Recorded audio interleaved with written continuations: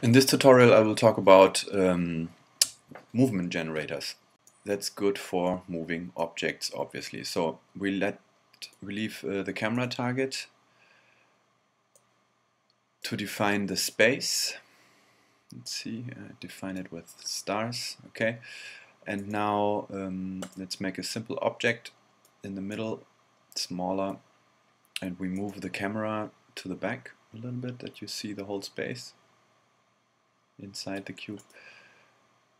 Now let's see. So the first movement we got, that's the standard, it's world position. That means that this cube that's selected right now can move, and it will slowly move to the position you indicate here with this box. That's that it moves to world position. This one is the movement boundaries. You click and then it snaps and then you can move them around. That's the boundaries within this object can move with the movement generator settings. And these are movement. We can click, and then the first one is float. That means it will float within these borders. Floating means it will look for new points to float to with this speed, this velocity. Change object position is how often it's looking for a new position to float to. Change direction speed is how fast it will attract to the new direction, like if it's more cut off movement or more smooth. Follow till distance is how far it will float to the new position. That's interesting when you let one object follow another. And overdrive is a setting to control how sensitive the braking is when it reaches a destination point. Then another setting is circle world position. That makes a circular movement, always random. It's changing on this setting again, like the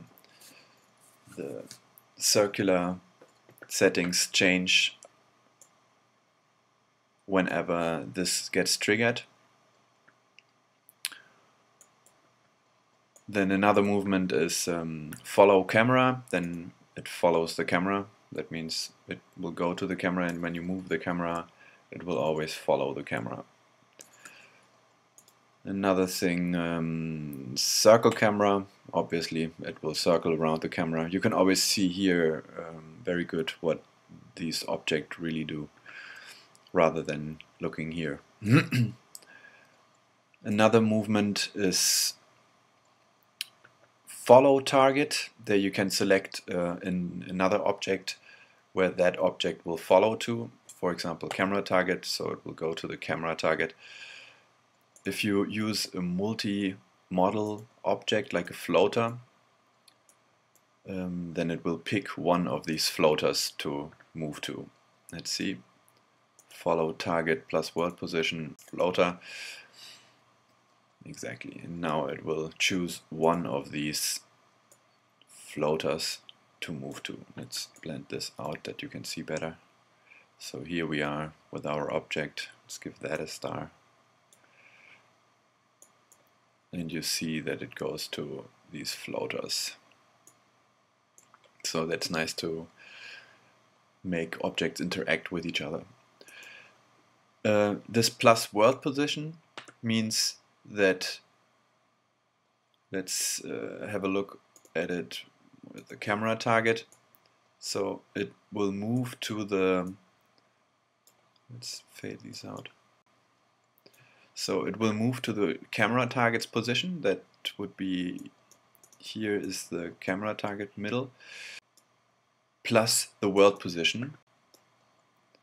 It will add this position to the position of the object that's been followed. So if I move the target now, if I move it down, the thing will go down too. Okay. Then Genau, that's plus world position. Follow random target plus world position. So let's see, if you have two objects, for example, simple object, another one, and we move this one to here, make this one a little smaller too, and now tell this object to follow random object plus world position. So here you can see now it's changing between one of these two. Follow random plus world position. Another one is float target plus world position. That means that it's floating around this object. So if I move the object, it will float around it in the back. This one will follow. Yeah, that's this setting. Then another one is guess camera path. That's similar to follow cam. Use path is very experimental. You can make a path up here to set the change object position very high, and then you can try use path. Go active object plus world position. That's kind of interesting. I will show you that. So this one and this one, and now it's going to the active object. That means the rollovered object.